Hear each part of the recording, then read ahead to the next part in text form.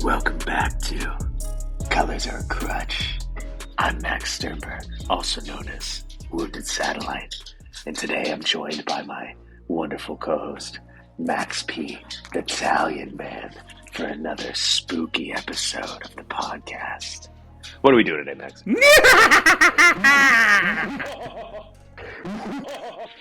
Yes. Yeah, we got it, bro. We're fucking killing it out here. Here's what we're going to do. Here's what we're going to do today. Yeah, what are we doing? We are going to go trick-or-treating. We're going to look at some Fringe decks that we've selectively picked out and decide for each of us whether each deck is a trick or a treat. Other way around for what I just did with my hands. Say what? I just did my hands up and down, and I did the wrong thumbs up and thumbs down for when you said trick or treat. But they know that. It's fine. You did it wrong. I did the thumbs up for trick, and I did thumbs down for treat because you know what? You've already failed at this episode. I'm a tricky motherfucker. Yeah. But in any case, we're going to go through. What we pick? 12 decks? Is it 12 decks? I think it's 12. 12 but decks, hey, if we just think of one while we're going, we can just toss it in. Who knows? We're gonna do a number of decks around the number 12, but not committed to the number 12. Yeah, we may add one. Yeah, we'll see. We retain creative license to add at any point in time. Yeah. So, So I don't think we need to waste any time. I think we'll go knock at the first door and take a look at River Song. Frozen River. Should we say which list we're using, just so people know? Yeah, this is Elder Drunken Highlanders list, yes. right? The one he just top forwarded this. Yeah. He just top forwarded this. Yeah, he top forwarded this was Path to the Peak. Yes. This was accepted webcam tournament, which I think is worth mentioning actually. You know, they only got like 40-something people this time, but I think it's going to be a good tournament. I mean, he's really taking a keen eye to stopping cheaters. So like really strict requirements in terms of camera setups. I love that all of the top four was 2-color decks, and people talking about, all the turbo decks going around. We had 4 control and stacks decks in the finals. Yes. You know what that means, right? Control winter. It's here, guys. Accept it. Winter is coming. Just give in. Yeah, just give in. in. It's not a heuristic anymore. It's just a fact of life. Control is here, and it's here to stay. Yeah, and this River Song deck is a control deck. I mean, 100%. It's another secret deck. I look at it and I think of Talion as I look at this deck because it's the same kind of concepts where you have River Song's ability to just drain people out, and you just control the table, and that's like that's a win con in and of itself. And then on top of that, they have the breach lines and the Niv Mizzet line. So I see the connection. I see the connection to Talion, and I see that connection when you're looking at it from an attrition standpoint. The way it will just inherently do damage and put a clock on people. I absolutely get that connection. But in terms of the strategy of the deck's function, I don't think this is like Talion at all. This is a deck with several different ways to win the game. One interesting thing of note, everyone was always really high about the Time Stream Navigator thing with River Song. That's not in this deck, and I think that is correct for CEDH. Hell no. But this is a deck that's trying to win through a combination of attrition, Niv Mizzet combos, where you have your Tandem Lookouts, your Curiosity, your Ophidian Eye. It's got its breach lines. It's got its dual caster Twin Flame Heat Shimmer lines. Like that is the plan for this deck. Is one of those win cons. Yes. But it doesn't have the inherent card advantage of Talion or anything like that. It's much more trying to be a combo deck with just the normal interactive pieces. Yeah, that's fair. But I like it because I do consider it a control deck. I do think it can play that exact same role. It doesn't have to win quickly, although it can. Yeah. It can sit there, control the table, and then assemble one of its combos. So, with that said, for you, is this a trick or a treat? I mean, nothing against the deck. I think for now, this one is a bit of a trick. I don't know. If I'm looking at Is It Commanders, the one calling card of River Song is the fact that it has the attrition plan and the fact that you get some cute synergies with drawing off the bottom of your deck where some specific cards become a little bit better. You know what I mean? But in terms of, is it a good Secret Niv Mizzet deck? I think it's worse than Malcolm Kedis or Malcolm Ton or any of those type of decks that might do Secret Niv Mizzet or even, Vile Smashers Thrasios if they decide to go go back on the Curiosity control plan. I think it's worse at actually controlling with the interaction than just like pure Niv-Mizzet Perun in the command zone. It's definitely a viable deck. It's obviously a deck that can win games, and it's obviously, he's a great pilot on the deck. But overall, I would say this one might be a little bit of a trick, and I think it might have got some wins from Brewer's advantage. Yeah, that's fair. I am actually going to disagree, and I'm going to say it's a treat, just because I think the Brewer's advantage isn't going to go away. I think this is going to be hard for people to deal with going forward. I don't know that we'll see that much of it other than in Josh's hands, but I still like the deck. Yeah. I would play it. It's fun. Yeah. I'm going to give it a treat. Okay. I'm going to say it's a treat. Okay. I hear you. I will say one thing, though. I will say one thing that very negative about this deck, and that is it is a pain in the ass to goldfish. Yes, that sounds terrible. It's just awful. It's just absolutely awful. There's no way to do it cleanly. It sucks. I mean, I would almost say, like, if you're playing against this deck with somebody and they're doing it on Moxfield, like, I would imagine just being like, hey, until you actually scry something to the bottom, feel free to drop the top because it's the same randomness. Like, until you have scryed or anything that adjusts your library, if it is a true random library from a shuffle, just let them drop the top. Like, yeah, I see what you're saying. Yeah, but that gets out. The way the deck works, that gets hosed pretty quickly too, because they do have lots of ways to put things on the bottom. Yeah. So anyway, all right. So that's it. That's it with that one. So we disagree. I'm not saying it's a bad deck. It's a viable deck, but do I think it is a true treat to the format? I don't know. Yeah, fair enough. All right, moving on. We have Rowan, Scion of War. And this one, I don't know. I'm not in the Rowan Discord. I don't know who has the, like, quote unquote best Rowan deck. I know that Hire from playing the Power brewed one a couple months ago, and I talked with him about it a little bit. And I think it has most of what the other Rowan decks are doing, so I felt confident using that one as the list. Feel free to let us know whatever is, like, quote unquote main Rowan list, or which ones people like down in the comments below, because I just didn't know where to find one. And there was only one submission on EDH Top 16, and it came in like 94th in the tournament, so I didn't want to use that. Yeah, and looking at this list, I mean, there's a few pieces here that I think are non-optimal. I don't know what the replacements would be, but there's definitely some pieces here that I would not particularly run. Things like, does Stormkiln Artist really do enough in this deck? I don't think so. Yeah, I mean, it's when you're casting your spells for cheaper and you're paying, it just gets you more mana, because your colored mana ends up being the cutoff, because your colorless pips are all paid for by Rowan. Yeah, and there's a few other ones in here. They're running Tendrils of Agony, which is interesting. Yes, that card's amazing. That card's amazing. So it's one of the ways that you win the game. Actually, yeah. It's one of the ways that wins the game. Because you can just breach Grinding Station, Tendrils, win. Okay, but why that instead of like Aetherflux Reservoir, which does exactly the same thing?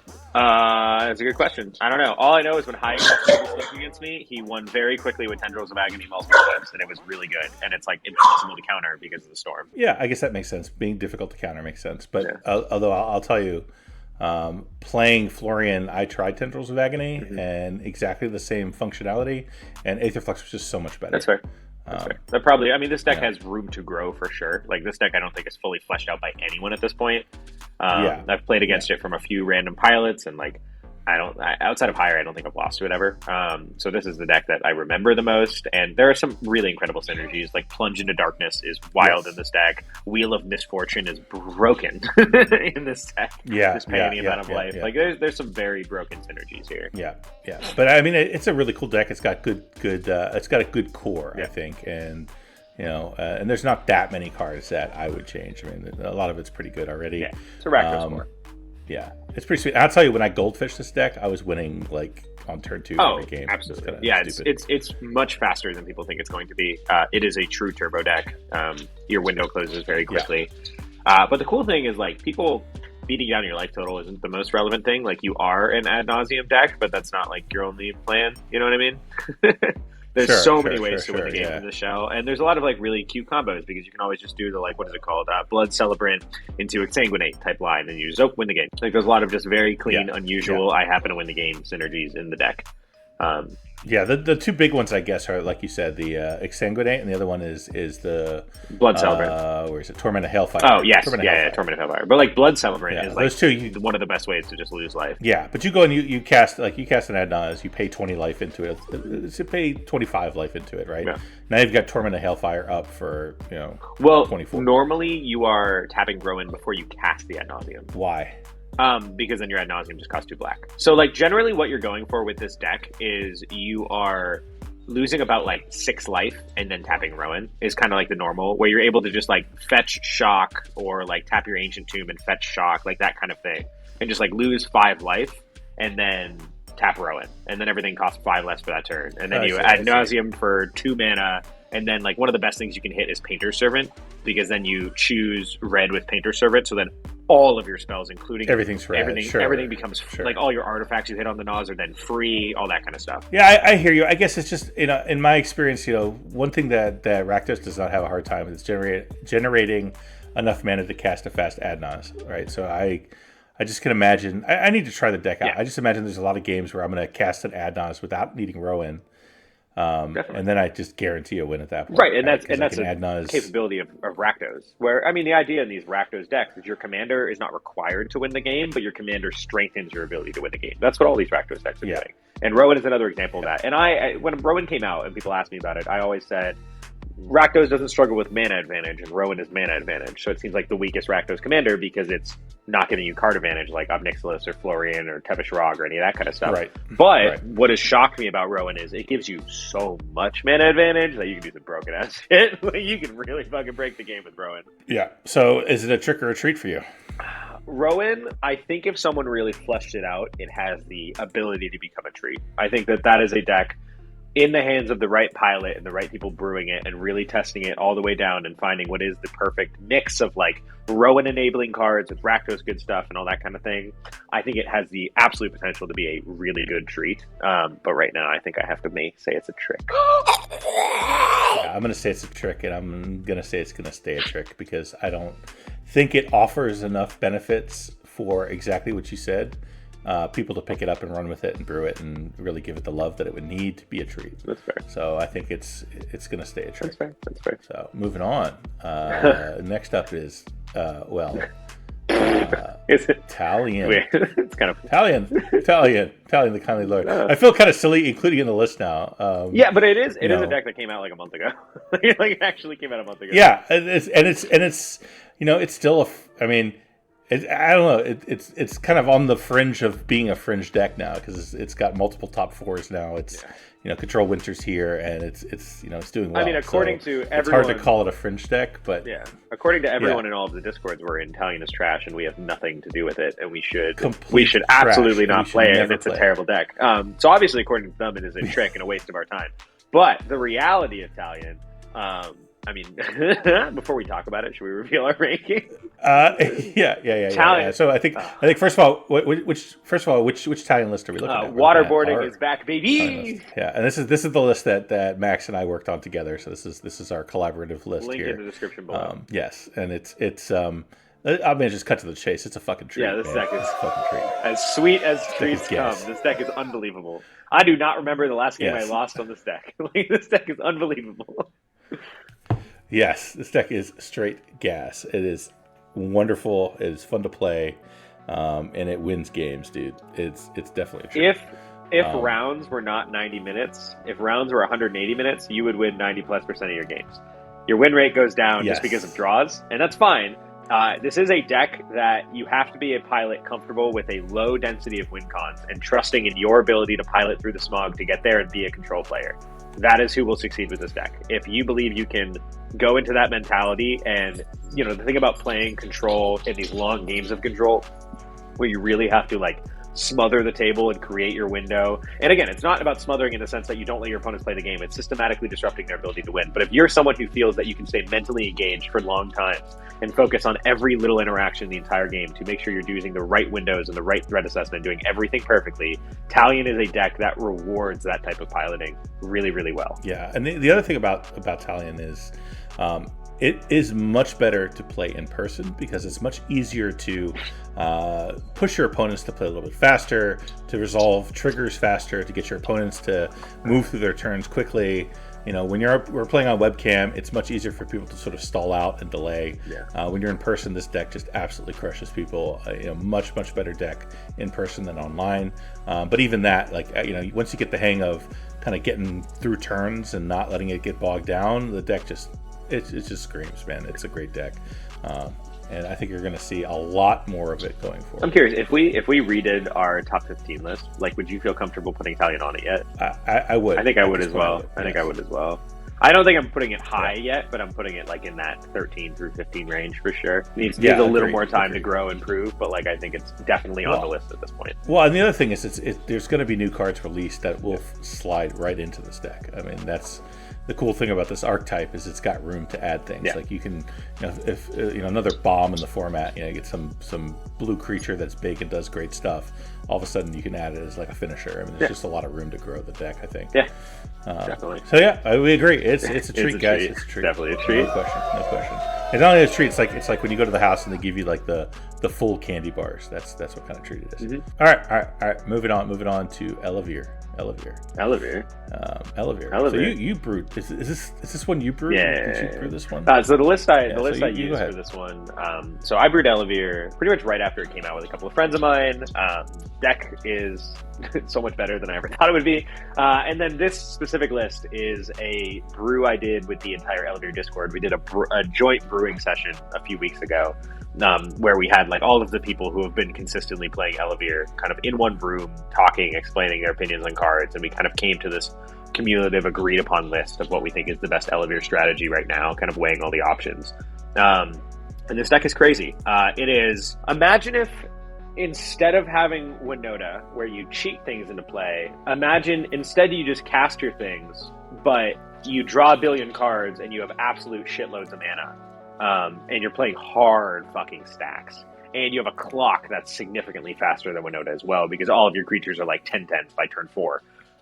Deck is kind of insane. It's definitely not the easiest thing to play, because you need to be able to politic as a stacks player to not have people throw the game, which is something stacks players are dealing with a lot nowadays, where people get into this like Hail Mary, I just need to remove things for the sake of removing them scenario, and then they just let someone else win by getting rid of stacks pieces. That can be a frustrating part of the deck.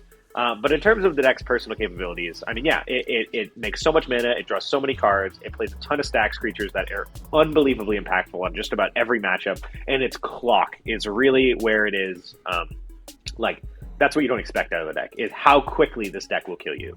Because you just like get a couple of dorkly little stacks creatures with these virtuous roll tokens that have all that glitters text, and then suddenly you have a Halvar or an Archon of the Wild Rose, and all of your Birds of Paradise is hitting for 10. Your Esper Sentinel is hitting for 10. Your Drannith Magistrate's hitting for 10. Your Collector for 10. Like all of these random creatures are just monsters.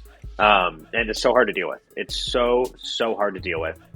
The list currently is adjusted a little bit for the tournament meta. So like the one card I really point to in there is the Last March of the Ents, where similar to I talked about it with Talion, if we were in an untimed situation and you did not have to worry about pushing the game within a certain time, Last March of the Ents is not a card I would say is optimal to play in the deck in terms of like the highest win percentage in untimed rounds. But I think when you are playing in a tournament setting, you need to have some amount of cards that just say I win the game. And I think a little more directly than a deck like Talion, because Talion has so much control pieces to like push things your way. Ellivere doesn't have that.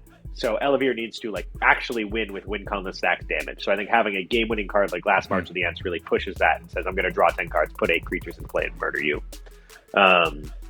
Yeah. And here's the thing.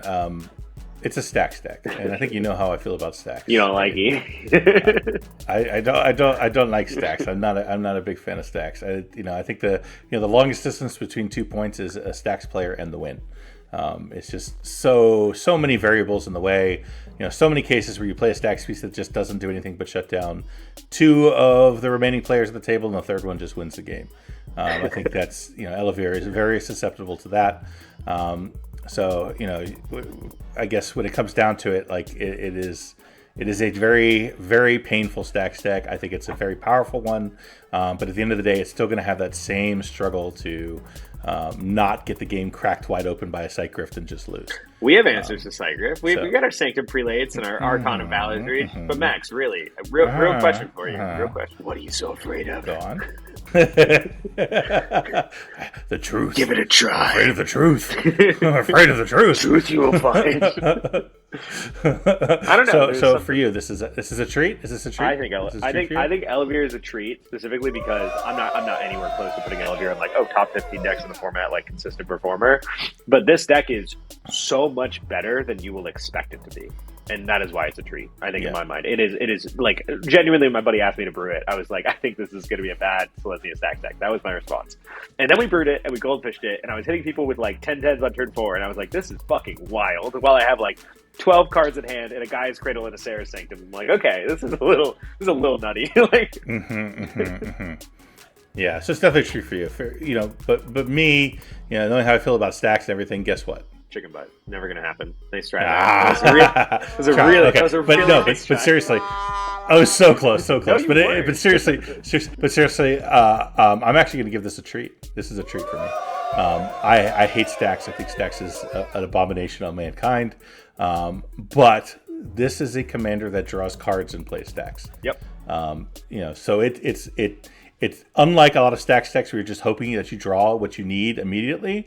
This deck doesn't have to do that. This deck can recover from a bad hand, which other stacks decks cannot do. So this is definitely a treat for me. At some point, I'll even play the deck because I think it's going to be fun. You'll play it in a week and a half, actually, when I bring it down. I will. Yes, I'll play it. Yeah, absolutely. And I also have a soft spot in my heart for like enchantment based decks, which this sort of is. I mean, to some extent. Yeah. So we agree. Ellivere is a treat for both of us. Yeah. Both of us, we agree. Yeah. That's wild. We move it on to Kai, Fervent Alchemists. Narset Breach. Narset Enlightened Exile deck. Breach. I love this deck. This deck is gas, dude. I have questions. I really want to talk to Kai. I'm yet to have a one-on-one conversation with him, but I want to ask how good like Jace the Perfected Mind actually is. You know what I mean? Like in my head, that card is so sus. But outside of that, there's a lot of incredible cool stuff in this deck. I really, really like it. I brewed a Narset deck. That is like 30 cards off from this. It's definitely different. Mine is way less on the like self-mill plan and less on the Narset plan. It's more just like devoted to Breach, and Narset is a secondary way to use your Breach. He's much more in on Narset. Yes. Which is cool. Which is really cool when people really do build a deck around a commander, because I feel like the heuristic in CEDH is like, you don't want your deck to be entirely reliant on your commander, because then you just lose to Drannith Magistrate. And obviously this deck has answers to Drannith, not as many answers as you might think it has when I'm actually looking through it. There's not like a ton. There's really just like lightning. There's just like Lightning Bolt, Anger of the Gods. Is there Chain of Vapor? There's not. Swords to Plowshares. There's a sword. There's no Chain of Vapor. There's not even a Path to Exile. So there's actually not a lot of answers to Drannith. Which is kind of surprising. No, but but actually, I haven't seen as much Drannith lately. Drannith seems to have died down a little bit. Like there was a period where everyone was playing Drannith. I haven't seen it nearly as much lately. So maybe there's room for a deck that's a little more vulnerable to Drannith where there wasn't before. As we say that, he is not on Drannith Magistrate. Yeah, exactly. See, exactly. It's kind of funny. Exactly. So tell me, what do you think about this deck? I love it. There's definitely some questionable includes in here that I look at and I'm like, wait, what? Like, the one that, one card that stands out to me is the Pull from Eternity. Mm-hmm. That's a card that I've always looked at, longingly, because you always have these games where your win condition gets exiled and you're like, oh, how can I get it back? Oh, Pull from Eternity. Mm-hmm. But reality is that card's just going to be dead most of the time. Mm-hmm. So I'm not a huge fan of Pull from Eternity.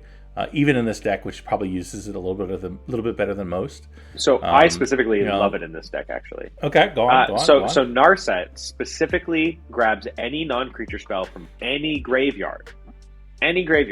Yes. Which means Pull from Eternity. Oh, you've appeared in the Abyss in your exile zone because it got exiled to a Dothi. I'm going to Pull from Eternity that back into your graveyard and then swing with Narset. Oh, I tried to cast my Breach again, and it got countered the second time. Because again, remember, this is a self-mill deck.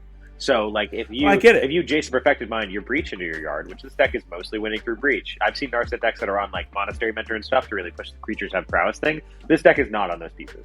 So if you mill your Breach and then you swing with Narset and exile your Breach, that's it. That's what you got. And so I think Pull from Eternity is like a perfect recursion piece for this deck, specifically because it's not something where like, oh, I have to Pull from Eternity and then I have to Savins. It's just Pull from Eternity at instant speed, swing with Narset. Yeah, I hear you, but I still think that's magical Christmas land most of the time. I don't see, like, when I played Elsha for a long time, exiled cards was a big issue, especially because it was really Thought Lash, right? And that, exiling cards with Thought Lash and a way to get them back seemed like it was pertinent, but it just never was. And, the cool thing about Narset, one of the reasons I like it so much, is it's got a secondary win condition built in, right? Because all your creatures get prowess. So you can just storm off and combat damage straight up kill people. But not in this version. Not in this version. There's only 8 creatures in the deck, and none of them make tokens. Yeah. Like, that's the difference between, if you're on just like one Monastery Mentor, then I think that backup plan exists. You know, you're on a Young Pyromancer, that backup plan exists. But I think in this deck, that backup plan is not really strong enough to really push you to a win. Like, that is a last-ditch effort that I don't think is ever going to get there. And I think because Kai is so all in on Narset and so in on this like mill recursion plan, I think Fulcrum Eternity is like perfect. I actually really like it. Well, yeah, the other card I don't particularly love in here is Angel's Grace. I just don't think it's that good in here. I guess he's really using it as sort of a hedge against Thassa's Oracle Winds, I guess. Yeah. I'm not a big fan of that card. But unlike you, I am a huge fan of Jace the Perfected Mind. And the reason I like it is because it's a 3-mana mill 9, right? Which is just pretty sweet by itself. Yeah, but there are better rates in the format. Yeah, but not one that ends with a Jace on the battlefield that can let you draw and mill every turn afterwards. Yeah, that's right. So that's why I like it. I think it's pretty solid, and it just the whole plan that he has, I like. But for me, this is absolutely a treat. And I've said this before. I love seeing Kai, fall for a deck. I think he really likes this deck. Which when he puts his whole mind against a deck into a deck, it's going to yield great things. So I'm looking forward to this getting more iterations and improving, and I think it's really cool. Yeah, no, this is one. I mean, I have to put it as a treat because it's had so much success. I think if I was looking at this deck and the way it is designed and the all-in on Narset strategy, and you said, no information about how the deck is performed, look at this deck list, what do you think? Is it a trick or a treat? I think I would probably say it's a trick. I think there's a lot of questionable decisions that I would love to talk to him about, but I think with the way I've seen him pilot this deck and with the consistent success he's had with it and how cool the deck is, I think it is a treat. Yeah, I think that's fair. Okay. All right, cool. Moving on. Dude, just go ahead. I'll just sit here quietly. Yeah, I mean, this deck is a really, really fringe deck. This is one that I don't think anyone has ever heard of. It's definitely not in any databases or anything. Next up, we have Nixilis Captive Kingpin, and I know it's similar to Narset and similar to Talion. It's a deck that's already had a level of success, but it's a deck that's only existed, I remind you, for a couple of months. It is a very new deck in the CDH meta. Obviously, I'm going to have this one as a treat. This is my list. This is Ob's Palace. And what's so cool about this deck is you get a Rakdos deck that has a true, it's a Rakdos Turbo Nons deck with the most true mid-range plan of any of, I think, the Rakdos Turbo Nons decks. And Ob Nixilis can be built in a lot of ways, and a lot of different ways have had success. Some people are on the more Blood Stacks, Blood Moon, Mana Barbs, those type of effects to draw cards and really shut down the game type of plan and win more with combat damage or whatever. I'm on a all-out proactive shell, and even within that all-out proactive shell, I'm still this surprisingly interactive mid-range deck with a fuckload of resiliency.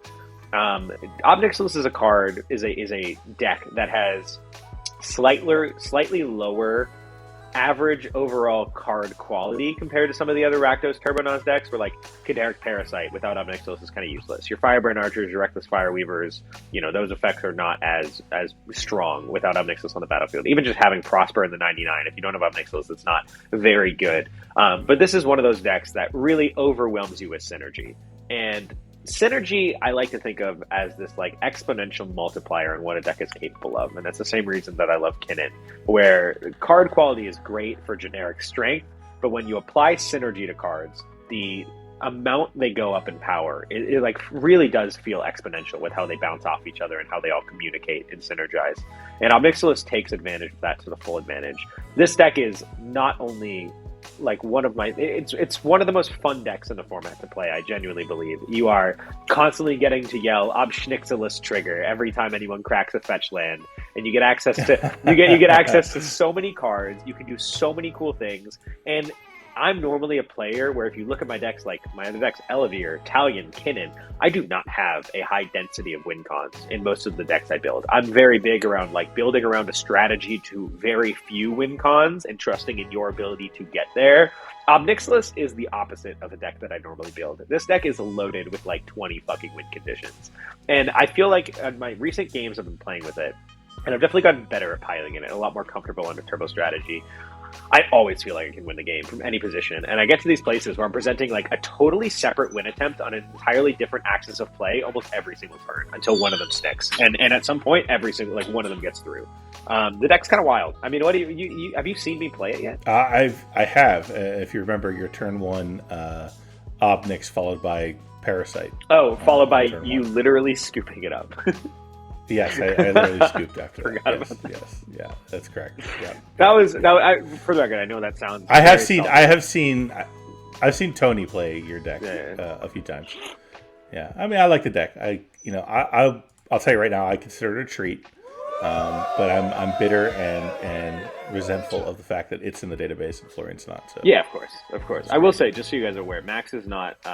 He did not like scoop out of pure salt. That was a game where we recorded. we recorded with people, and the file got corrupted, so you guys won't get to see that games. But he went turn 1 land Soul Ring on Talion. I was in second seat. I went turn 1 Manglehorn and blew up his Soul Ring and proceeded to just like dominate the game in an unbelievable fashion. And then the next game we played casually, I hit him with turn 1 Trinisphere.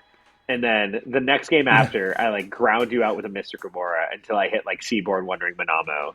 And then the next game after that, I had like a God Hand Nixilis draw, and you were just fucking done with Magic for the night. You were like absolutely fucked. Done. Nope.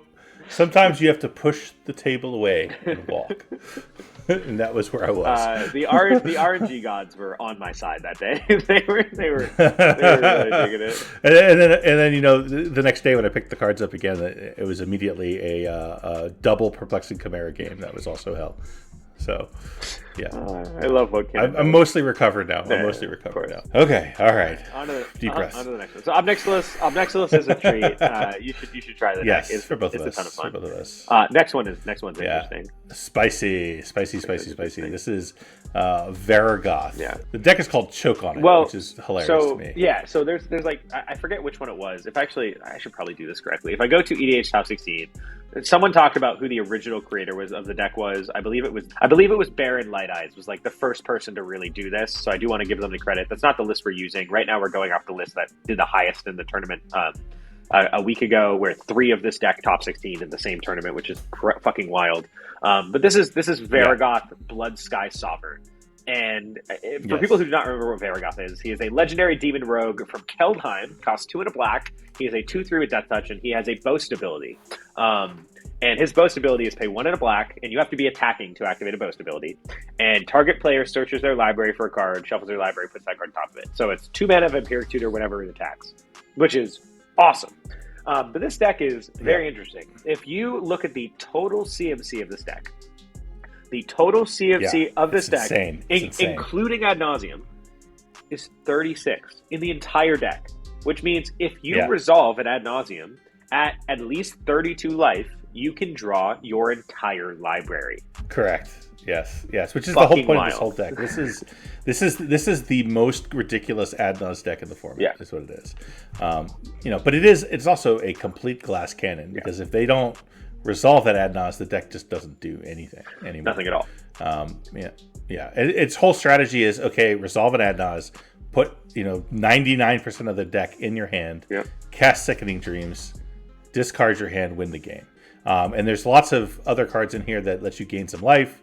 Things like Zeron Orb, March of Wretched Sorrow. There's lots of things in here that gain a bit of life. Yeah.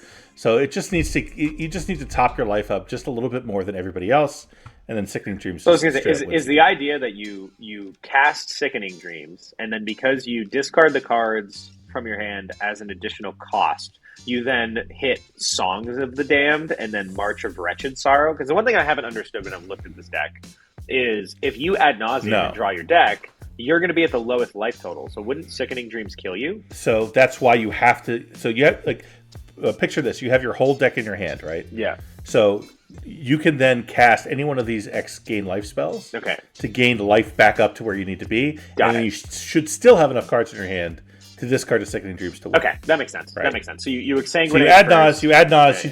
Right. You put your whole deck in your hand. You go and you gain your life back. Yep. However you have to, and there's lots of ways to do that. And then you Sickening Dreams to win. That makes sense. That makes sense. Yeah. Of course, if anyone casts a counterspell on your Ad Nas, you cry and go home. Yeah. Or someone counters the Sickening Dreams and you cry and go home. Correct. But Yeah, although there are other ways that it can win if it loses Sickening Dreams, because you can generate a shit ton of mana and then do something like a Walking Ballista. Yeah. And you can still win that way. But if you don't Adnan successfully, you don't get all of those cards in your hand, you just can't really win at that point. Definitely not. But Varragoth enables everything, obviously, because you get Varragoth out probably turn 1 pretty easily. Yep. Just Dark Ritual Varragoth, and then the next turn you put a card on top of your deck. It's just always going to be Adnaz, and you win the game. So you win the game. This is a deck. It's worked. I mean, it's this is one we're not talking over. I mean, cool. This deck is synergistic. The average card quality is absolute fucking dog shit. I mean, this is a deck that you're winning with Brewer's advantage. That's the gist. Yeah. That is the gist. Yeah, 100%. People are like, what's he doing? What's going on? I will point out this. You want to resolve an Adnaz? I mean, what could he possibly do? Sure. This deck is like 45. Yeah, this deck is insane. It's just ridiculous. Yeah, the worst case scenario I can imagine is you cast an Adnaz, and then someone casts Silence in response, and you're like, okay. I mean, they're playing 13 0-drop or 1-drop creatures, or I guess also opposition which also opposition agent. I do want to point this out. Varragoth targets any player, so if you have an oppo out, you can just like take your opponent's card, which is cool. Yes, which is super cool. Which I'm so confused as why they're not running Scheming Symmetry. Yeah, that would also seems like that's kind of like your. I guess that's the backup win con though, is Varragoth and oppo agent. Yeah, so if you lose, that's kind of Adnaz, you go get someone else's. Is what you have to do. But my question was, why are they not running Diabolic Intent? They have a bunch of 0-drop creatures they don't care about.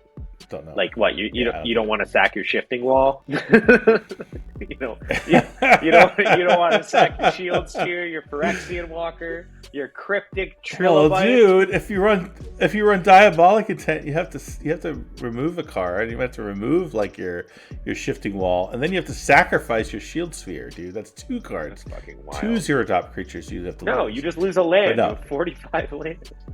Yeah. Yeah, this is a super duper glass cannon. It's definitely a trick, guys. It's definitely a trick. I mean, you think it's a trick? It's gonna win some games sometimes, but do you think this one's a trick? This is like actually 100%. This is a bro. Trick. It got 3 top 16s in the same tournament. I mean, how can you call this anything but this is absolutely a trick? There's no way in the world this is. There's no way. Yeah, 100%. And it's cool though. I like it. I would build this and bring it to my locals and just dunk on people. It'd be fun. Yeah, that's like you bring it to one tournament, then you unsleeve it type of deck. Yeah. All right. Moving on. Sefris. Man, you like this deck? I hate this deck. It's a deck with stacks effects, and Max doesn't like it. What are you so afraid of? It's running fucking Arcane Laboratory. Is this deck on? Just kill me. On true real here's my strategy for playing against this deck. I sit down at the table. I see that it's Sefris. I scoop and move on with my life. I see Void Winnower. I smile and I say, "This is going to be a fun game." Yeah, fair. But I mean, like you said, this is a stack deck. It aims to slow down the game, and then lean on Sefris's abilities to start. It breaks parity. Yeah, but exactly. The coolest thing about this deck. Sorry, I don't want to cut you off there. Continue. No, go for it. The coolest thing about this deck is the way it gets to utilize these underplayed cards and effects to trigger Sefris. I'm talking cards like Troll of. I'm gonna butcher this. Troll of Khazad-dûm. And the mirror shell crab with the Chano ability. The troll has cycling for swamp cycling. All of these little effects that normally aren't good enough, but when they are also triggering your Sefris to take you further into the dungeon and eventually get you to the reanimation end of the dungeon, where you get to like put 2 creatures or a creature from your top 10 into play. Suddenly you're cheating on everything and you're breaking advantage. And they described the deck, they said it was comparable to like Esper Kinnan, where they're just like cheating a Void Winnower into play, cheating a Sphinx of the Second Sun into play. That's really cool. This is a deck that is relying, and I really like this because I think Esper is the most boring fucking color combination, where it is literally just a pile of good cards with no fucking synergy. And this is an Esper deck that is synergistic, and I like synergistic decks. And come on, like, how fucking cool is it if I'm like, okay, here's a Void Winnower and a Tox roll.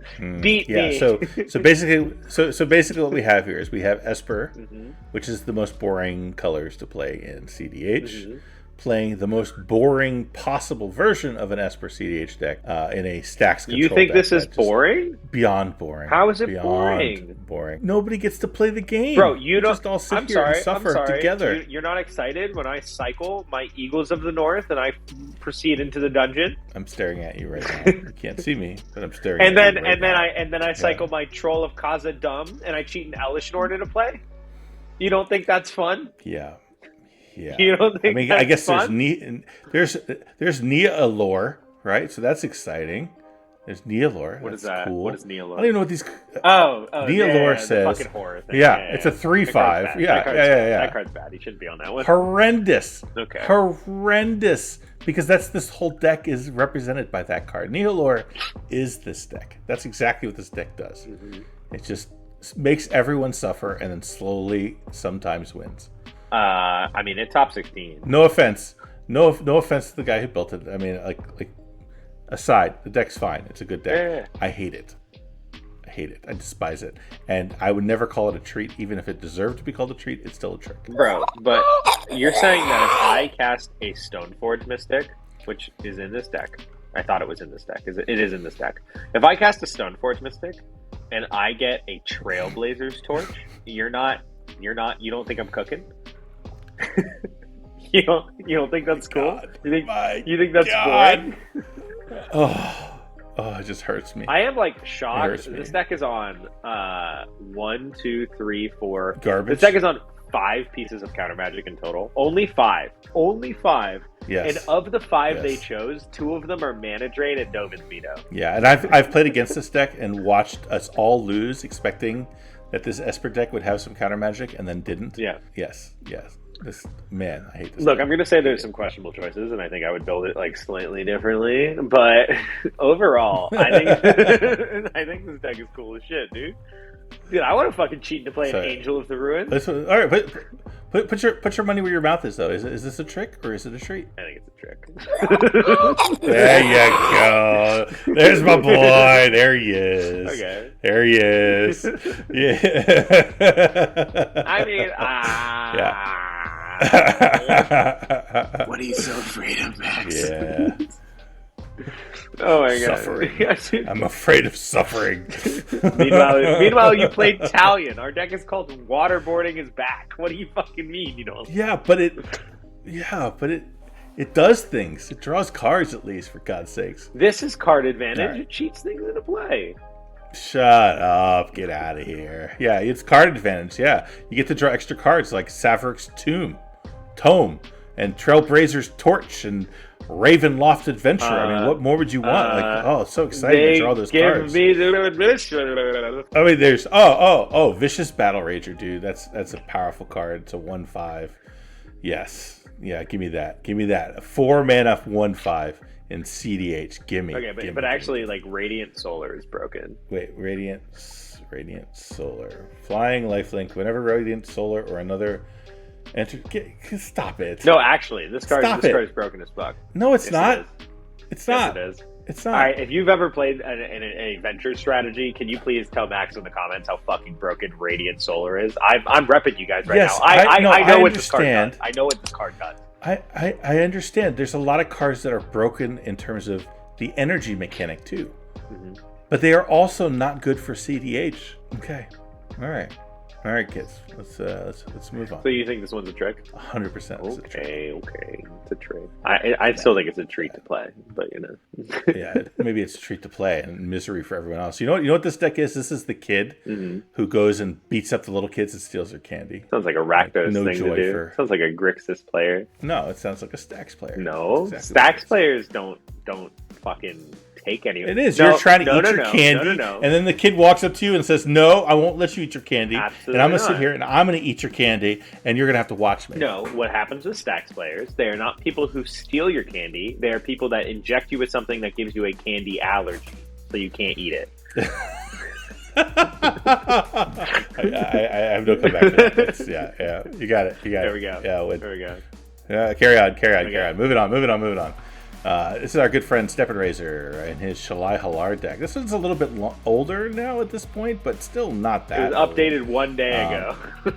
Yeah, well, he's on top of it. I mean, this deck is his baby. He added Dauntless Dismantler, which is like awesome. Oh no, he put it in the sideboard. Never mind. But this deck is pretty sweet. It runs a lot of stacks pieces actually, doesn't it? No. Let's see, Deafening Silence. Well, Deafening Silence, Blind Obedience. Even Mind Sensor. Does it run those aren't like all in on stack. Rest in peace, I guess. No, it's not a stack. It just runs the correct. You're going to run these stacks pieces. They're good. I mean, he's running Soulless Jailer. He's running. The idea here. The name of the deck is Protect Your Neck, and that is why he's running like 17 pieces of protection in this deck. We're talking Benevolent Bodyguard, Giver Runes, Mother Runes, Skrelv, Sylvan Safekeeper, Cliffside Rescuer, Vexing Shusher, Grand Abolisher. Boromir can be that. We're talking Ranger Captain. We're talking Sigarda, Shalai. Like, the amount of protection in this deck is absolutely wild. He is just trying to set up a combo and protect that combo. And it is, I've played against this deck. The combo is straightforward. Very straightforward. Yeah, because he's got A in his command zone. Yeah. He just needs his B. Yeah, and he's got several Bs. Really sweet. Yeah, and you get to have multiple. Yeah, and he just needs to protect his A. Like, he needs to be able to play his commander and have it stay alive long enough for him to get the other B. Yeah. And there's, like you said, there's plenty of them. There's so many. Well, okay. Well, actually, he only is playing, I believe, two. He's playing the Red Terror, and Heliod, I believe, are his only. Is it? Bs. Does it Mana Gorger Hydrate do it? No, because that's only cast a spell. Yeah. Mana Gorger is just a way to start getting counters on things, which is nice. But he has lots of ways to tutor it up. Time of Need. Yeah. It's funny. Dude, he's on Savage Summoning. Altar of Bone. Yeah, dude, Savage Summoning is so good. Savage Summoning is so good. I like this deck because it really takes some of these Naya cards that are just straight up good quality that nobody tends to run in combination, like Linvala, Keeper of Silence, right? I love the card choices in here. Like, you're running Naya, so you can run some Naya stuff that you wouldn't normally. Smothering Tide, Rhythm of the Wild, Survival of the Fittest, Touch the Spirit Realm. God, I love all these cards. These are all great cards. I want to play them. Like, just freaking cool. Yeah, they're cool. Yeah, all right, we can keep going. So trick or treat, man, trick or treat. What do you think? What do you think on this one? It's a treat for me. Is it a treat? I think it's a really cool deck. Is it a treat? Yeah. This is another deck I think is underexplored. I think if more people played it, we see more results. Yeah. So I'm gonna start by saying, Steppen, I love you, buddy. Here we go. I'm a big fan. I'm a fan of this deck. I think it's cool. I do think. Just remember who's the nice guy and who's the asshole, Travis. Whoa, Travis! I love you, man. I love you. I think it's a trick. The thing about Scion of War is it's a deck. It's really good with Brewer's Advantage, but if you know how to play against it, it'll absolutely never win the game. It's kind of my experience with it. I have that's fair. I have a guy in my LGS. That's fair. I have to say that's fair. Like there's a guy in my LGS who plays this deck, and very similar to Travis's list. He's on a couple other combos that he is not on, but at this point, the back of the sleeve for his Shalai and Hallar is a tally marker of how many times I've Gilded Drake this commander. The back of the sleeve is how many times I've Gilded Drake this commander. Because guess what? If they don't have their commander, they can't win the game. Yeah. Absolutely. That is 100% true. That's 100% true. I still say it's a treat because, the game is called Commander for a reason. For sure. I like the deck. I'm not trying to say I don't like the deck. I just think that the deck is at a point where it's too well known that it can no longer succeed in the way it did. Okay. That's kind of my opinion on it. All right. Okay. All right. Well, we differ on that one, but that's okay. Yeah. That's okay. We don't have to agree. Right. Moving on to Mr. Heliod. Heliod. I love this deck. Oh God, this deck. I love this deck. This deck is great. I love this deck. I hate playing against it, but it's so good. Dude, it's so much fun.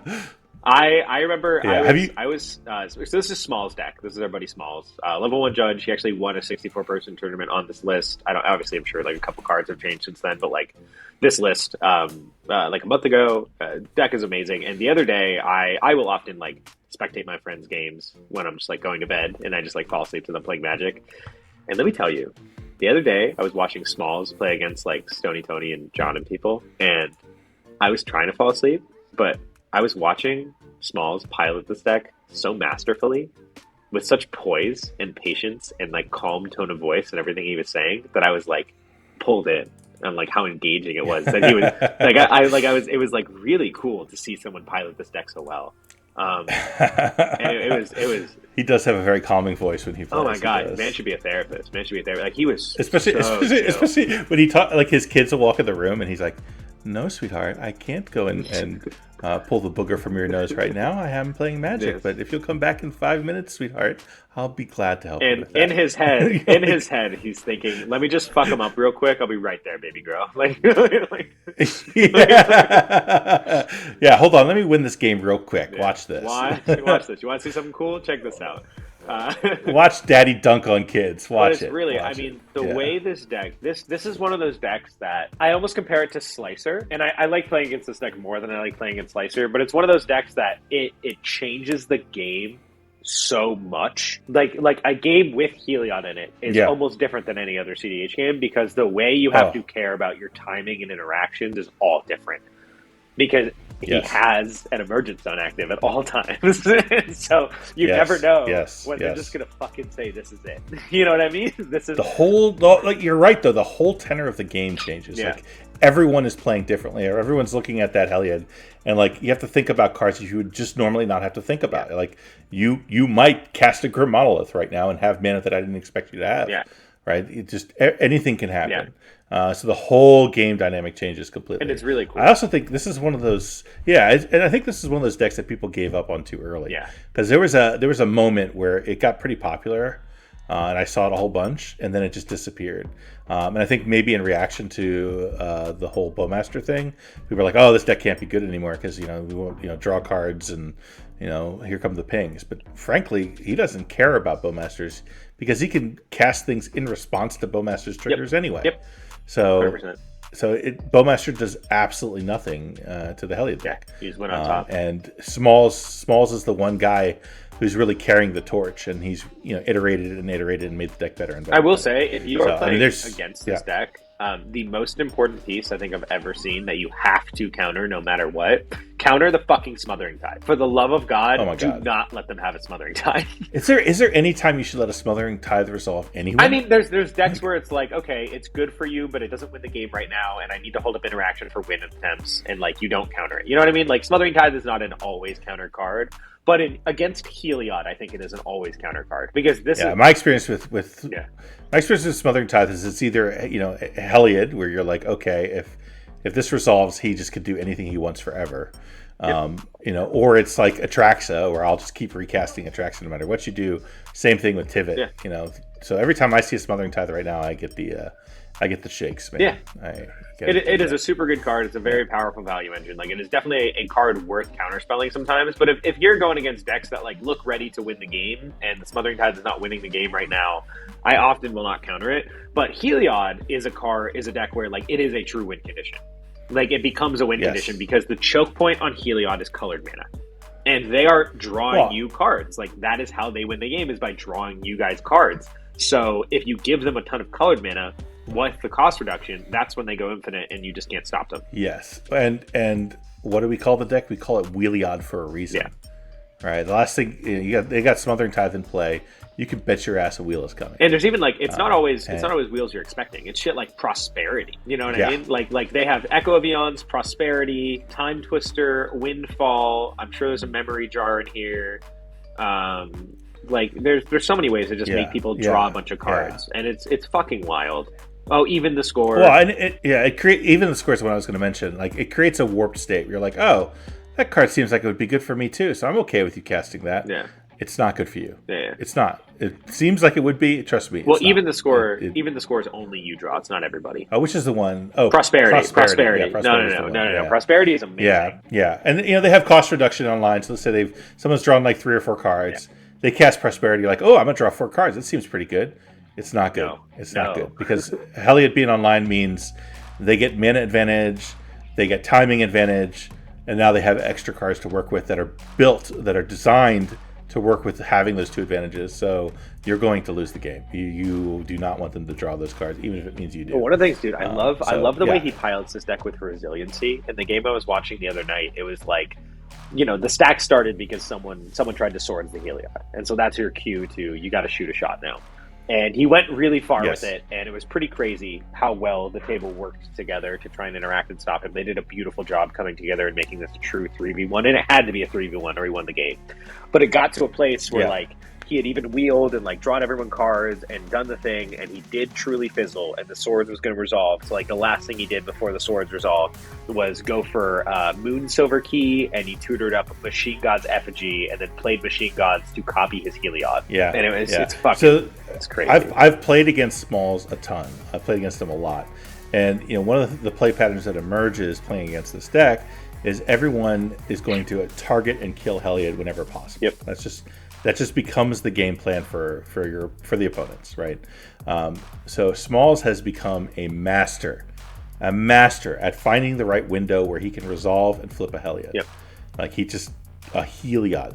Heliod. You just call him Heliod. It's fine. Yeah, Heliod. But in any case, he's become a master at it. So he is so good at looking at the table. You know what? If I cast Heliod right now, it's a good chance it survives till my next turn, and he does it.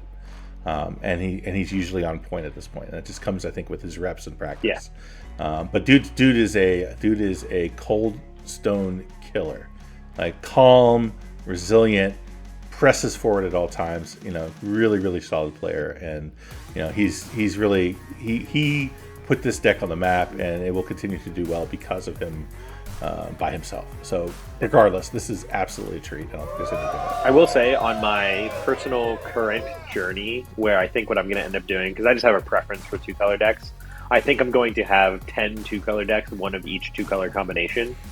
I believe this will be my Azorius one. I am going to build an Azorius deck too, but it will not be. I think this will probably be my Azorius deck if nothing else has come around by the time I build Azorius. The next one I'm going to build is Nimbus of Karun for Izzet. I think right now though this one would be my Azorius deck. I really like this strategy. It's so unique. It's so cool. Not something I would want to play every game, but this seems like a very cool change, and that's why it's fun to play against occasionally. But kind of like Slicer, it's not one of those decks you want to play against every game because it is such a different game. But it's a very cool deck, and I would absolutely say this deck is a treat.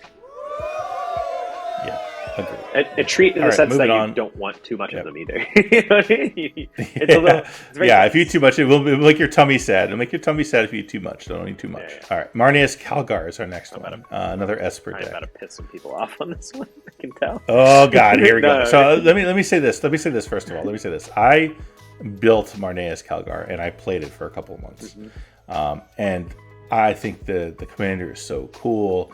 I like the art. I like the dynamic. It lets you play some really interesting cards that you wouldn't normally play, like Black Market Connections. Smothering Tide seems like it would be really good. There's so many synergies here. Lotho seems like it would be amazing. Yep. The deck just didn't do it, man. It just didn't do the thing. It just, something about the combination of a 5-color commander. Not a 5-color commander, a 5 CMC commander with 3 color pips. Just was so damn hard to get it onto the battlefield consistently and get access to the things that make it go. Yeah. So I really wanted this deck to be good. I still have all the cards for it, but for me, it just never worked. And I've seen it put up a couple results here and there, but it seems like for the most part, no one else has either.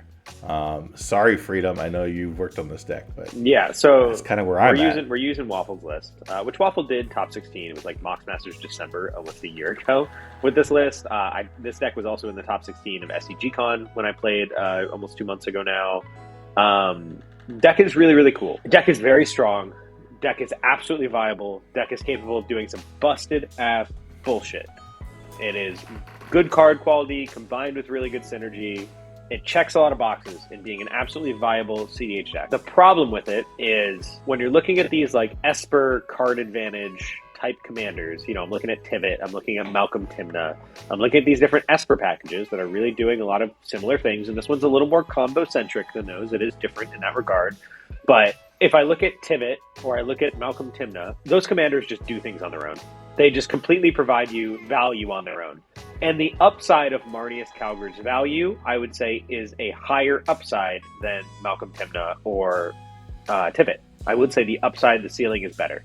But the fact that is a 5-mana commander that involves additional resources to be put into it before it gives you anything, I think is what holds it back. Right. It's hard to get on the battlefield, and it's just like, it's a lot. It's a lot. Yeah, that makes total sense, because you managed to cast a Traxa. You just get to look at 10 cards, you get immediate explosive advantage. Yep. You cast a Tivit, you get clues, you get treasures right away, and it's protected. Yep. Right, because it's got ward. Marneus comes to the battlefield, does nothing until you can start creating tokens. Yep. Which, once you are creating the tokens, he then becomes the most powerful of the bunch. Like Marneus Calgar with Marneus Calgar plus a Smothering Tithe, plus the whatever, a sack outlet and a Bowmaster, so you can make a new thing every time. But plus additional resources, the upside of Marneus is totally better than Malcolm Timon or Tibet. Like, it is absolutely the strongest ceiling on those effects, where it just wins the game. It's an outlet for infinite mana, which is one of the things I love about him. In our top 15 video, I talked about the 4 primary categories of commander: mana advantage, card advantage, combo piece, outlet. Marneus is 3 of those. Marneus is yes. Card advantage, outlet, combo piece. Great. Having 3 of those in one commander is huge. To not be understated, it is a super powerful card. It's just too many resources to get going to, I think, consistently compete, and that is why I think this deck is a trick. And I'm sorry to all the people that I know love it and swear by it. I agree 100%, and I think you nailed the reason. It's just the distance between resolution of the commander and value is just too far. Yeah. That's the problem. I was literally playing against this last night. Yeah. I wanted this deck to be good so bad. I love the commander. And to me, it's the most exciting Esper strategy. It just isn't good enough. Wait, you think this is more exciting than Sefris? Yeah. Sorry, dude. All right. Moving on. And this one, this is Edric. This is LJ's Edric.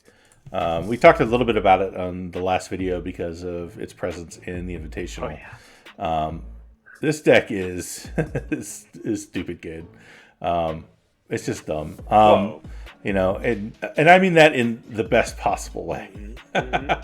Elaborate. Yeah, you're not a. Here's the reality. You're going to be able to carry this, but I'll just say this: I've looked at this deck, I've played against it a bunch of times, I've goldfished it. I still don't understand exactly what it does. It just because it does so many different things from so many different angles. It just. I'd have to play this deck for months before I could understand, what line to chase when. It's got so many different avenues. Which I guess that's kind of the Simic way, I guess. But man, this deck just wins games and does things out of nowhere. Yeah. The strategies, think of some of the strategies. It'll take a whole bunch of turns, right? It'll do where's the extra turn spells? There's a bunch of them. Yeah, a bunch of sorceries. Actually, he's down to only 2 now. Temporal manipulation. No, there's another one. Isn't there the fairy-based one? Where's that one gone? Oh, the rogue-based one. Is there? Oh, is that one gone? Notorious Throng or whatever? Yeah, no, that's I think he cut it recently. Oh, he took it out. Yeah. Interesting. When did he do that? He's actually made a ton of changes in the last couple of days. Looks like, he's cutting extra turns right now. Yeah. Yeah, he cut Time Warp. Cut a bunch of things in the last few days. Oh, so I guess that's the other reason I don't know what it's doing, because I bet this is one of those. I'd have to have a conversation with him to be sure, but I bet you he has packages that can come in or out, and he can actually change the personality of the deck based on the meta he's expecting. So I bet you he does that pretty regularly. I don't know if I'm supposed to say this, but I'm going to say it, and I don't think LJ would care that I say this. This man just gets drunk and brews. He just gets to the right mental state of cooking, and he fucking cooks. And that is where this deck has come from, and that is where this deck will continue to come from. He's adding his own special spice. Well, I mean, it's wild. Go ahead. Okay, so this deck, for one thing, he's on Disrupting Shoal now. I don't think he was that before. Okay, Max. Here's the deal. I love you, buddy. Go on. I'll shut up. Continue. I love you, buddy, but you're not a Simic gamer. This deck is fucking awesome. Yeah, this deck is so sick. I mean, the thing about this deck is a terrible Goldfish deck, an absolutely atrocious Goldfish deck, because so much of what you are trying to do with this deck is based on what your opponents are doing. Part of playing this deck appropriately is understanding when you are getting your own Bs to your opponent's As and you're just taking their As, and that's part of the gameplay of this deck. That's actively part of what it's trying to do. And then it's just like it's all the Simic win cons thrown into one package. Edric is to gaslight people. He's there for the colors, and you need to trust in your ability to seem like you are doing fucking nothing and then win out of nowhere. There's interact at key moments and like slowly develop a little bit of resource. That's the gist. That's the basic gist of it. Win the game. Yeah, you just win the game. All right. Well, I mean, I'll say this. For me, this is definitely a treat. But this is like, when you go to the old lady's house down the street and she has like a special bag of home cooked like brownies and banana breads, and you don't really know exactly what you're eating, but it's delicious. That's what kind of treat this is. I disagree. I think you went to a Halloween party and this is the jungle juice. This is again, you have no idea what you're drinking, but it's delicious. It's fucking good. That is actively. I genuinely believe this is the jungle juice. Amazing. And Amazing. yeah, I think I think this deck is a treat. I think like if you have to be a Simic gamer to play this deck, like if you are not used to the colors of Simic and the capabilities of Simic, you are going to not have any idea what to do with this deck. But if you are a Simic gamer and you understand the flexibility of Simic and the different lines that you're able to take with it, I think you can pilot this deck into perfection. LJ is obviously one of those pilots. I had a ton of fun piloting the deck. Yes. Is gas. I remember, dude, it was so funny. I was when I was playing this deck at the Invitational casually, a guy cast his Atraxa with Delighted Halfling. And I was like, oh, you use Delighted Halfling, it's uncounterable? And they were like, yeah. And I was looking at my hand that had like a bunch of really good high CMC Civic shit. And I said, okay, I'm going to mana drain your Atraxa. And immediately Ian was like, you are not piloting that deck correctly. And I was like, trust. Trust. I'll take 7 mana. 7 mana. Yeah. I took 7 mana. And then I slammed a Seedboard and a One Ring, protected it, untapped, and overloaded a Sightgrift with a Mystic Rebar out. And I was like, let's go. Let's go. See, I want some of that jungle juice now, man. I'm getting thirsty, dude. It makes me thirsty. Fucking good. Oh, sounds good. Yeah. Sounds good. All right. We got to move on. So, yeah. We're on Thada Adel, mono blue. Did you say it was a treat for Edric though? Oh yeah, 100%. It's a treat. Okay, so remember, it says the old lady down the street. Yeah. Sorry. Just making sure. Yeah. Thada Adel. All right, Thada Adel, mono blue, and colors are a crutch. So you don't need any of the colors. So mono blue. Mono blue. It's mono blue, and it does lots of cool blue things, and all of the things except for winning the game is, I think, the problem. You don't want to get it's tempted just really by hard.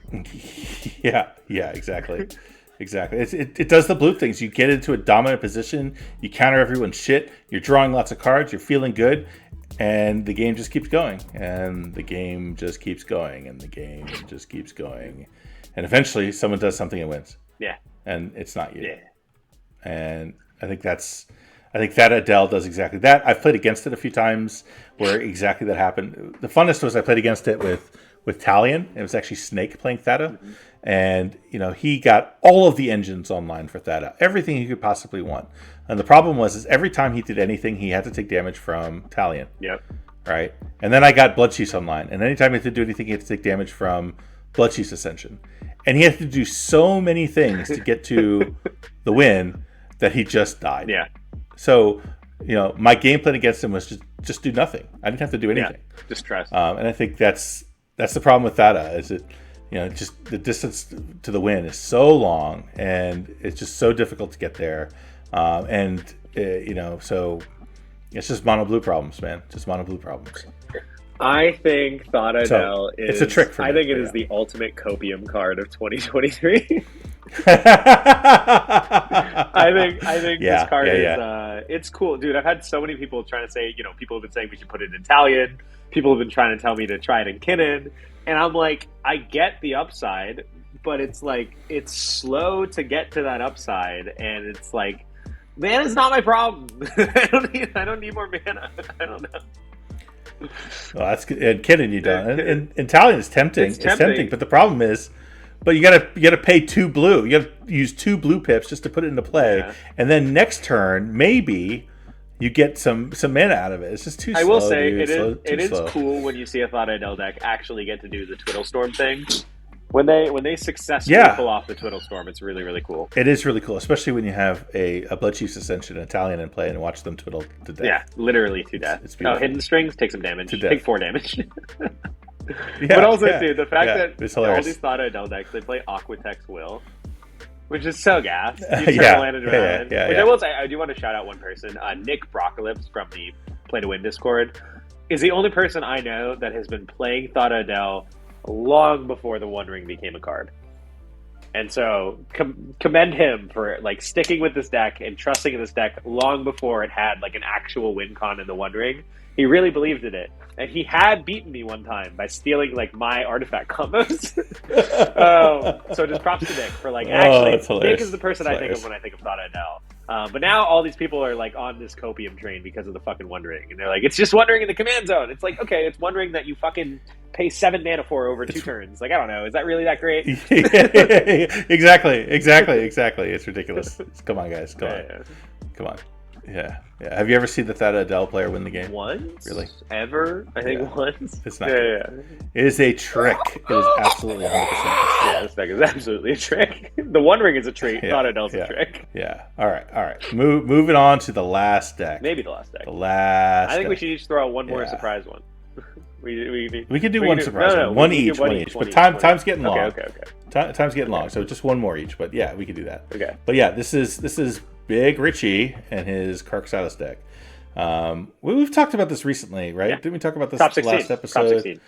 Yeah. This is double tutor deck, right? Yeah, I mean, that's really what. Which a lot of these decks we just talked about Kai's deck. We've recently talked about a bunch of these decks, but the idea here is we've talked about them because of the success they had. So in this video, we're saying, do we actually think these are legit decks that are going to be like mainstays in the format and something you actually have to look out for in the future, or do we think that it was just like a deck that performed and we don't think it's actually good enough to see consistent success overall? Is kind of the basic gist of it. Yes, and to that end, my biggest problem with this deck is just live and die by the Krark, right? The flip, and unlike Krarkashima, where you get double Krark, where you can sort of mitigate that randomness into your advantage, this doesn't do that. So you're going to have games where, holy shit, you hit all your flips and you just crush everybody. And there's going to be other games where you should just crush everybody because your board state's amazing, you got all the cards you wanted, and then you lose your flips randomly and lose the game.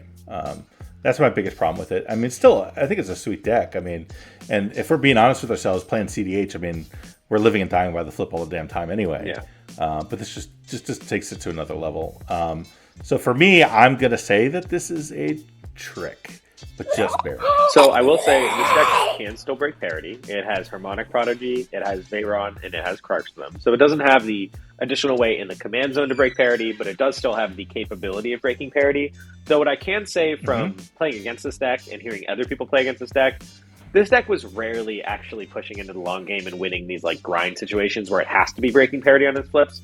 Most of the wins that I saw and heard of from this deck was like turn 2 or turn 3 double Demonic, where like it wins the flip. And so from that point though, it's like if the way you're winning the games is by getting lucky in one of your first couple flips on a Demonic Consultation the first couple turns of the game, and your grind plan is not strong enough to successfully set up to win these mid-range battles where like you're not getting those W's, and I'm sure it gets some. I'm not saying the deck cannot ever win them, but from what I heard, it didn't seem like it was consistently strong enough to push through in those scenarios.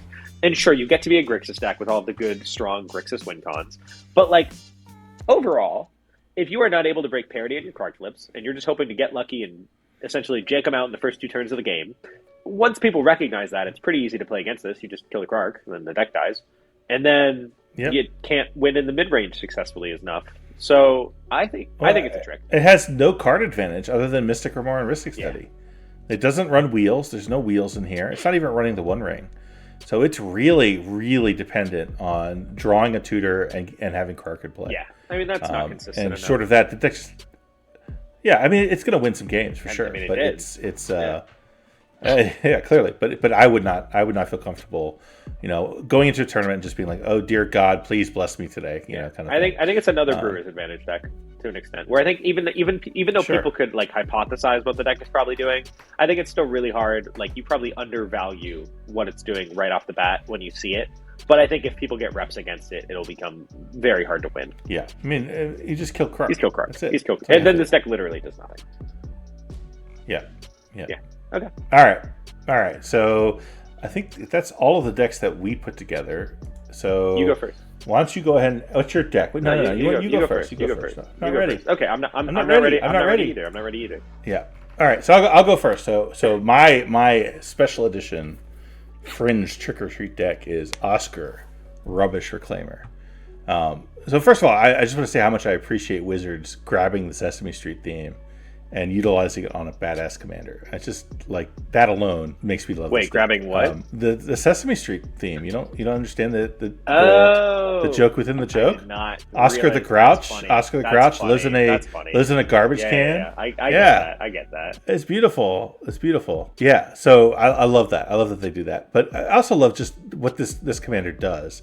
And I think that it's got a long ways to grow still. I mean, what it really brings to the table is it gets around timing restrictions, right? So, you can discard cards and then immediately cast them from your graveyard at any point in time at instant speed even. So kind of like Heliod breaks the timing restrictions and changes the dynamic of the game, Oskar can do a bit of that. I mean, at its core, this is a Thassa's Oracle deck, really. But the advantage is that if he could dump it into his graveyard via a discard effect, he can Thassa's Oracle at instant speed. Yep. And then the other combos in here are pretty sweet, built around discarding as well, which is Professor Onyx and Chain of Smog. Mm-hmm. And other than that, it's another control deck, right? Another winter control deck. It even runs Bloodchief's Ascension like we do. So I have to say I am absolutely shocked that this man is not running Necropotence. Yeah. Because this is a deck that you have a Born Upon a Wind in the command zone. You discard the cards at your end step and you can cast them all. Yeah. Yeah, you're absolutely right. I am shocked he's not on Necropotence. That's like so confusing to me. This is kind of the penalty for grabbing a list at the last second. Yeah. Maybe there's a different list out there. So I have an Oskar list that I brewed with my buddy Rooney. That is, I'm comparing it to it right now. And like some of the cards that we're on that he's not on, Bone Miser, Talarian Winds, Necropotence, Ad Nauseam, Archmage Emeritus is a consideration. Frantic Search is really good. This is obviously a commander-centric deck, so having a Deadly Rollick just seems worth it. Artificer's Intuition is crazy. You just get all your mana rocks right away into play. And one that's really, really cool. That I'm not sure if this is good enough, but it's a card that we found. We were looking through cards, and we were like, this seems like it should be good enough. Necrolagia. Yes. Which I actually have a playset of that card because when Oskar was spoiled, I was like, I got to get that. Yeah, that card seems wild. So Oskar, obviously, it is not an archetype that is fully fleshed out. Like, I don't think anyone has had real tournament performances with it yet, correct? I think, this Oskar, top 16. Let me look here. Oskar Rubbish. Yeah, top 16 at the Bonfire. At Bonfire, okay. Oh, yeah, it's the same guy who's run it 3 times. He has 2 top 16s on the deck. None of them, dominant performances, all, sneaking in at 15th place. Deck is cool. Deck is very cool. I think it definitely has room to be fleshed out, get some more brains on it. It is one of those decks that can do the thing we're used to seeing done, but in a very, very unique way. And I could definitely see it spiking a tournament with Brewer's Advantage because people aren't going to know how to interact with you. Kind of like when people first play against Heliod the first time, like you said, a lot of comparison there, where it's something that just breaks the foundation of how you play the game. Really cool, very, very strong deck. And I think because of what it's doing, and because its baseline plan is still just a mere Thoracle combo, this is a deck that can still succeed even when people know what they're playing against, because it can still just do the thing normally very successfully. Right. I think it's great. I think maybe this version in particular is more of a trick, but I think Oskar as a commander is definitely a treat, and the only thing it lacks, I think, is attention. And it's one of the symptoms of there's just so many players in CDH right now, and they can't play all the decks or pay attention to all the decks. Yeah. So it's lacking a little love. But I think with a little love, this definitely turns into a treat for sure. Yeah, I would agree. I would definitely agree. All right, what's yours? What's your last deck? My last deck that I think needs to be discussed. This is Jenson Carthalion Druid Exile with Lurrus the Dream Den as the companion. Jenson Lurrus, when I first got into CDH, I first started playing a few games in person in Brazil, and then I moved over to Costa Rica, and I hopped on the Play to Win Discord and the Reddit Discord. That's where I started playing a lot. And one of the guys I played with, his name is Jay. He's like Nick Foles' goat or something on Discord. Yeah, I know that. Yeah. And the first game I ever played against him, he was running this Jenson Lurrus deck. That deck is his baby. I have played against it, many, many times since that original time. And this deck is awesome. I've even played against it, other people running it in tournaments. This is a deck that is, I think, one of the most unique 5-color strategies. You're this awesome combination of one of the best ad nauseam decks in the format in terms of similar to Varragoth. Just your average CMC is so fucking low, really fucking low. Right. It's very low to the ground. But also because Jenson has this ability where it taps for all 5 colors of mana. You get to run 2 ad nauseams because your Bring to Light is also an ad nauseam. Right. So You, similar to how Cody does. Yeah. It. So you get to Cody does the same. You get thing. to run 2 ad nauseams, which is really, really cool. While also being this like Hermit Druid deck and this like really cool reanimation strategy with all the same like Mean Betrayal plans, while also being like a Finale Devastation type deck, and it's incredible. Like this deck is actually an absolute blast to play. It's a blast to play against because you don't really know what's coming. Similar to playing with Najeela, where it has this like, different types of combos that it can go for. Jenson does the same thing. You're not always sure what plan they're going on, which can be really annoying to play against, but it also makes the game very engaging. Frustratingly, it is also a Culling Ritual deck, and he uses Culling Ritual very, very well. I've had to suffer from that a lot of times. And yeah, this deck is an absolute treat to me. I think this deck is underrepresented in the format. I think more people need to be on it. I think it's a really, really cool strategy. I really, really like it. It is faster than people think it is, but it's also very resilient. Yeah. So, I mean, for me, this is an easy one because I love this deck. I think it's extremely underplayed. Mm-hmm. Like you said, it does things that a 5-color deck in ways that you don't expect because it wins from angles that you're not used to seeing when you're playing against 5 colors with like Najeela. Like you're not used to seeing Hermit Druid lines when you're playing against Najeela, for example. And this deck can do that. And it's in my mind one of the most powerful ad-nauseam decks in the format. Absolutely. It just nice low CMC. It can generate a ton of mana very easily. Every ritual you could imagine, and including the best one, like you said, Culling Ritual. Yep. This deck is an easy treat, and it's not even close. Yeah, like the only big downside is like you lose out on Rhystic Study and Ranger Captain. And that's about it. Right. I think those are the only 2 like serious losses. Like if you're in a turbo strategy, it's not like the end of the world if you lose Oppo. Some decks aren't even running Oppo anymore. Those cards are copium anyway, right? But deck is great. I'm a big fan of it. I think it should be represented more. And yeah, like we both said, this deck is totally a treat. And if you've been wanting to try a 5-color strategy, but you don't want to do the generic Najeela, Kenrith, or like if you're not a fan of Sisay, I think Jenson is one you should absolutely look at. And of course, you should pair it with Lurrus. Like the lines with Lurrus of getting back your stuff is really, really cool. I'm a huge fan. I'm a huge fan. And I think that's probably awesome. It for today, right? Yeah, that's it. I don't think we're doing anything else. Hopefully you guys found this video a treat and not a trick. Are we on Spotify yet? We're on Spotify. Wow. We are on Spotify. I'll put the link to the Spotify in the description below. Please subscribe and go check us out on Spotify too. Where you can listen to all of our podcasts twice. But yeah, this is always a treat spending time with you, Max. I had a good time. Happy Halloween. I will be out trick-or-treating with the kids tonight. We recorded this on Halloween, and it's not going to be Halloween when you see it, but like we recorded it on October 31st. Yeah. Thank you for listening to Colors Are a Crutch. We'll see you next time.